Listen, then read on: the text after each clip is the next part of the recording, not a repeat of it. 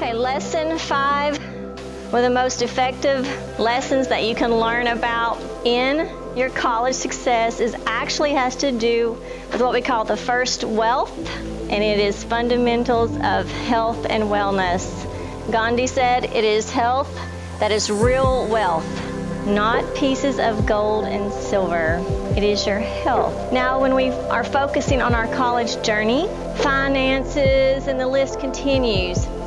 But unfortunately, we neglect one of the most important factors in life, and that is just the concept of health and wellness and how that affects our performance in college and makes us successful. There's 3 areas of focus. To be the best you can be in your college journey, it is imperative that we have a healthy spiritual, mental, and physical condition overall, and all 3 coexist. So I want to talk about each of these. And the first is spiritual wellness. It is exploring and analyzing your values, your beliefs, your purpose. It's just taking a deep look inside of who you are. You know, many people, generally people, overall, they want to live a very meaningful life, a very fulfilled life. Knowing who you are, your values, your beliefs, your purpose. If you know all that, you're going to live a more fulfilled life because you know your values and beliefs. So you have to ask yourself in-depth questions at the core. Who's your inner being? What do I value the most? Why am I here? What is my purpose? What makes me feel good about myself? When am I at the most peace? And those aren't questions you can just quickly answer. You've got to think about them. You've got to reflect. These questions, they're very in-depth. They're very personal. You know, basically the fact that you're attending college, you're in this course, you're learning, maybe you value yourself and your time and you value your future. That's what you're showing by just being here.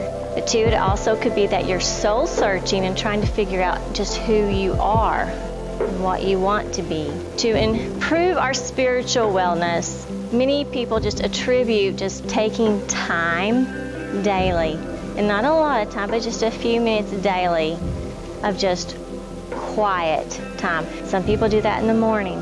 Some people do that around lunchtime. We're talking 5 to 10 minutes a day just to stop, be quiet, relax, focus, and just gather a deeper spiritual awareness. Some people pray, some people meditate, or read some type of devotion. One student one time put it this way. They said spirituality completes them. But research has shown that some sort of relaxation exercises helps develop that spiritual wellness and your overall health, keeping yourself calm, meditating, focused. And also that includes accepting yourself as unique, as a unique human, unique individual. That's part of that. And then that time just to continue to reflect and think about your core being, who are you, and your purpose and beliefs. And when you're working on your spiritual wellness, it almost goes hand in hand that you're working on your mental wellness. And mental wellness is a state of well-being, realizing your own abilities. You can cope with the normal, everyday stresses, those little things that just happen in life, and you can just cope with that normally. You can work productively. You can do your, assignments. You can go do your work. Just function in life productively. Being mentally healthy or being mentally well, it's important at every stage of life, but very important at this stage of your life. And there are many factors that can contribute to that or can contribute to a breakdown. Biological factors could do that, just life experiences, whatever's going on in your personal life and how you're coping with that. Your family history, that affects you as well. Sometimes you can develop mental issues just basically from holding things in and never really getting it out. When you hold things in too much, that can mess with your mind. And so you might want to seek out some support person to talk to, or even simply writing things down will help you clear your mind and get things out. We spend most of our day doing what we call self-talk. We're always talking to ourselves. Yes, we do. It's a continuous running dialogue in our heads. We're not crazy. You always have thoughts. But what are those thoughts? The thoughts that you're always having in your head, it never stops. It either is going to make us do better or motivate us, or it can go the other way and lead to unproductive behavior.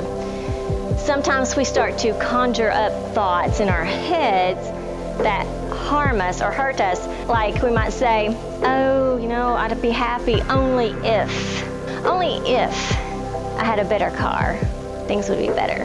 Only if I had more money, I wouldn't have to do this. Only if, and you start getting into that pattern of that only if stuff. Or we perhaps could focus, another thing that's unproductive, if we focus on things that have happened to us that are unpleasant. Let me tell you, unpleasant things happen to everybody. So we don't want to focus there. We want to focus on counting our blessings and being grateful. My son one time said, Mom, how do you stop these negative thoughts happening in your head when you think something negative? How do you stop that? I said, well, just immediately think of something good, or start counting your blessings, or saying, I am grateful for, and just do that right away and start switching it over.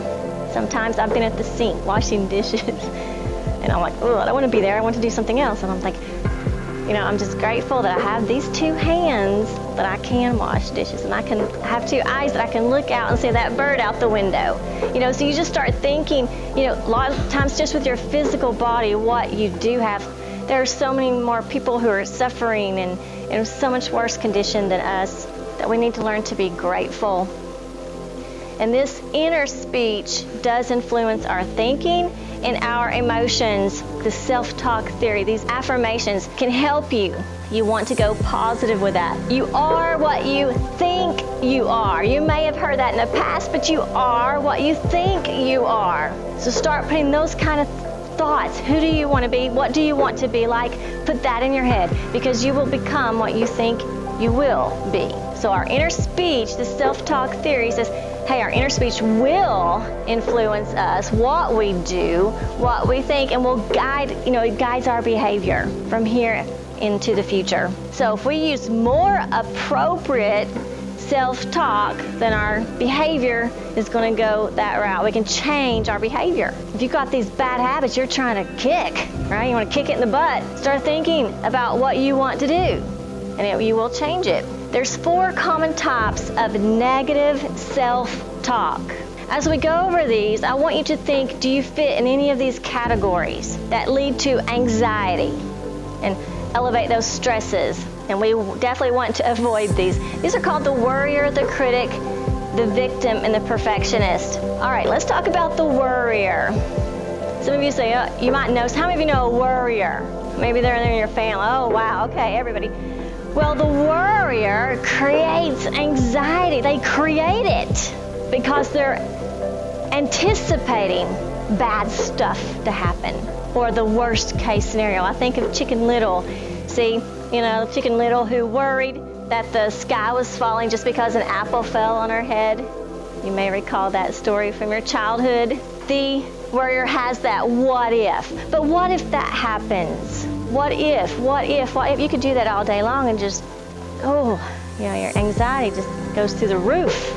In class, what if I'm asked a question and I don't know the answer? So what can the worrier do to change their way of thinking? They need to change their way. So replace those what if statements with a conquering attitude. All right? If I don't know the answer in class, I will be okay. What's going to happen to you? I'm going to be okay. And the next time, I'll raise my hand to share an answer that I do know. So just replace it with some type of conquering attitude. Then we've got the critic. How many of you know a critic?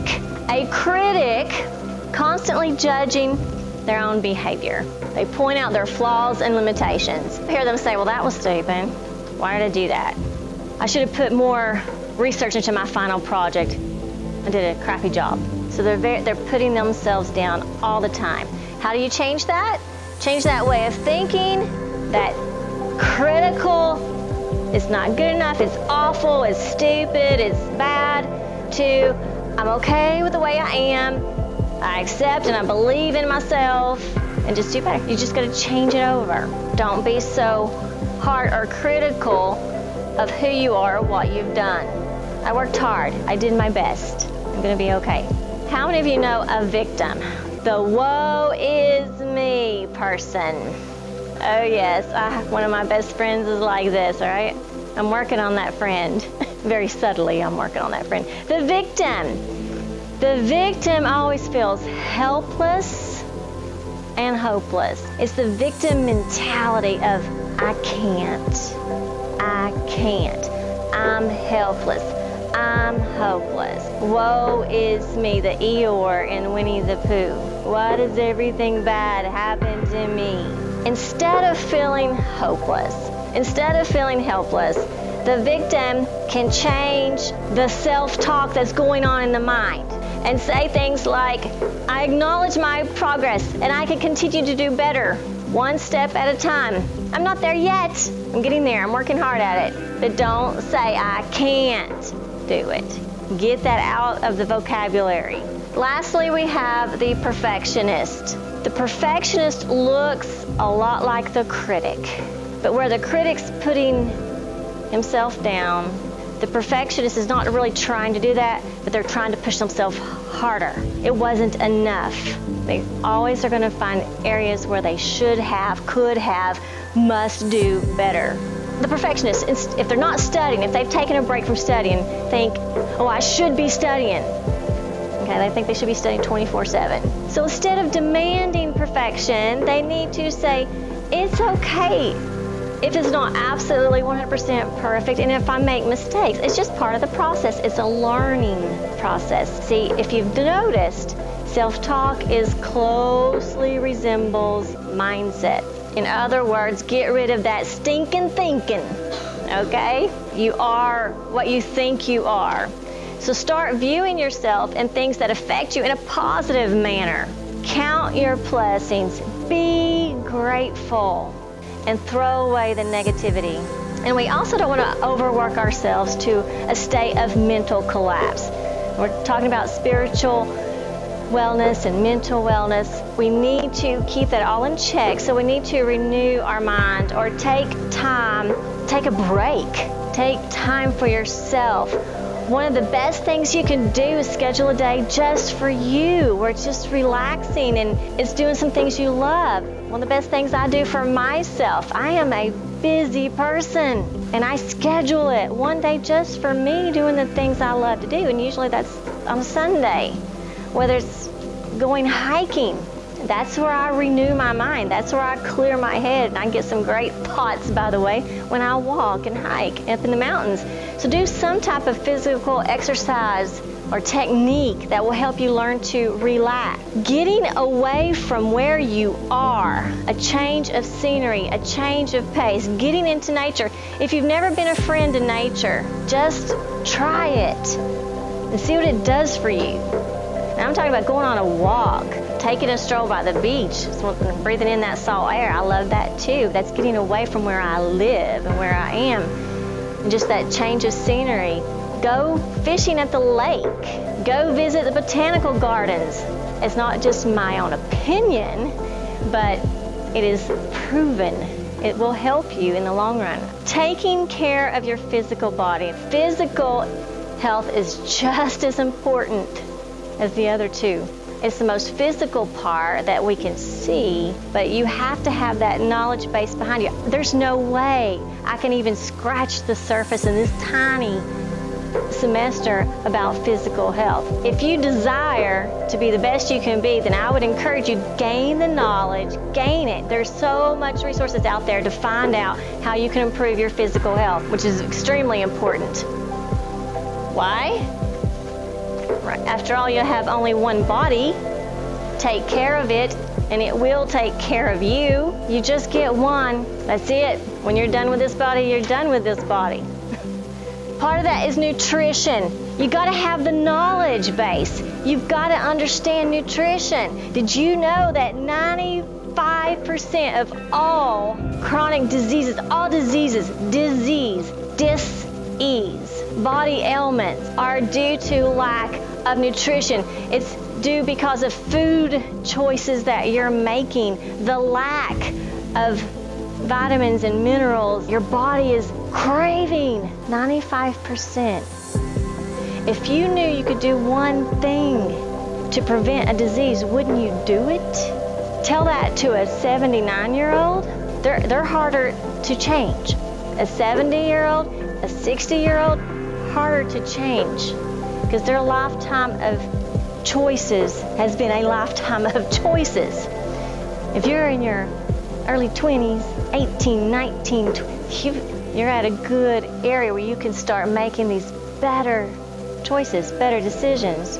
So diseases are caused by our food choices, our toxic food ingredients that you need to learn about, our nutritional deficiencies, what we're missing in our bodies, our lack of physical exercise. You need to pay attention. You need to focus on what you put into your mouth. It's that simple. You know, you need to get up in time to make your own breakfast, and I don't mean cereal, and make your own meals. It'll be way more healthy for you. Just avoid that fast food, those donuts, the junk, right, and the soda. Just avoid that kind of stuff and start thinking, what am I feeding my body? If you would get up in time to make your own breakfast, eat healthier, and avoid all the sugar and the junk and the toxic ingredients that are in those processed foods, you'd be better. I tell you though, I know how it is at breakfast time, lunchtime, you feel rushed, and what, fast food is cheap. Well, that's cheap, but it's going to cost you a lot in the long run. Eat a well-balanced diet. What is a well-balanced diet? You need to learn what that is. What does that mean? What does that look like? Why would you do that? Well, to reduce diseases, gain energy. Don't we all want more energy? I can't believe sometimes when I look around on campus and I see these students who are sluggish, and I'm like, they're 18 years old, they're 19 years old, and how do I have more energy than them? What are you eating? What do you put into your body? If you want to function at your highest level, that is success. What is the first wealth? Health. You know, you are on this college journey to learn multi-ways to be successful. Choose the apple. Avoid the chips, right? Make better choices. Figure out where on campus I can get better quality foods, or better yet, bring your own. Water. More than half of your body weight, your cells, is made up of water. Are you getting enough? We can't function without it. I see many students that are sluggish, look sleepy. It's really sometimes maybe because they're simply not hydrated enough. That will cause that sluggish, slow behavior. Again, go for the water and not the soda. Many times when I tell my students, gasp, that I say my children were raised without ever a drop of soda. They just can't fathom that. I'm like, it's true. As a mother, why would I give my children what I know is poison? Because I have the knowledge to know what is in that soda. Do you have the knowledge? I know that soda is filled with artificial sugars, carcinogens, things that cause cancer. I am not going to give my child something that causes cancer or poison. I'm not going to do it. It's filled with nasty stuff. And diet soda is even worse. Formaldehyde is in it. What they embalm dead people? You want to drink that. Think about it. Think of years of putting that into your body. However, good clean water, what's it do for you? Well, it hydrates. We talked about that. You can't live without it. It's hydration. It's good for digestion. It's good for the skin. Helps your skin look better and clears it up. But you need to have good clean water. Water should be the beverage of choice. Sleep. Students like this one. Sleep. Yes, sleep is vital to your physical health, mental health, all of it, wellness. While you sleep, your body is relaxing, it's rebuilding, it's rejuvenating. It's very important that you have a consistent amount of sleep. As a student, you're wearing many, many hats. You're juggling jobs, you're juggling all these assignments and different classes you got to go to and social events. All these things build up. You need that sleep, a good quality sleep, in order for you to function better. So you should go to bed at a reasonable hour, a consistent hour. How much sleep, they say, it's a little different for every person, but between 6 to 9 hours. Keep that room dark and quiet. Researchers say you need to have those electronic devices turned off several hours, a couple hours before bedtime, before you hit the sack. It's hard, I know, you guys want to sleep with them, you know, they're right there. But this says, no, put them off a couple hours before bed. And also your last meal should be several hours before bed. And you should get up at the same time. And by the way, don't skip that breakfast, because breakfast means breaking the fast. So after you have slept, you need that nutritious, wholesome breakfast. Exercise. Why exercise? Keeps you fit. It's important not only for your physical condition, but also for your mind. It helps get rid of some of those negative thoughts. You can clear your mind, and it does ward off depression. Now, see this guy right here in this picture. I'm not saying do that. Use common sense. Do a physical activity that you can do. Don't try to cram all your physical exercise into one day. You know, a hard workout, 4 or 5 hour tough mud crawl and marathon and all that. Instead, it's better to do 30 minutes a day. Just getting that, again, consistent exercise routine. Think about choices you can make too. Can you park farther away? Longer walk, but better for you. Take the stairs instead of the elevator. Simple things that you can add into your lifestyle will do wonders for you. Exercise training programs. Join the gym or the sports programs on campus. And avoid substance abuse. There's a stigma attached to college in this age group because of they say, excessive partying and that occurs while students overall are in college. However, you can have a good time without all the alcohol and the smoking and the drugs and all that stuff. For some students, they are tempted, and it's easy to overdo, but it causes grave physical and mental danger.